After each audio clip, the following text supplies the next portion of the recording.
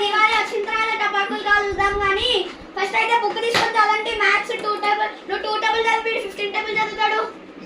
2 1 2 2 2 4 ఎట్లుండాలి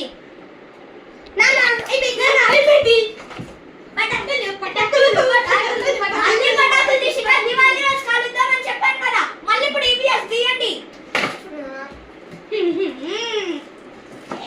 ఇద్దరు ఈవీఎస్ తీసుకొని చదవండి.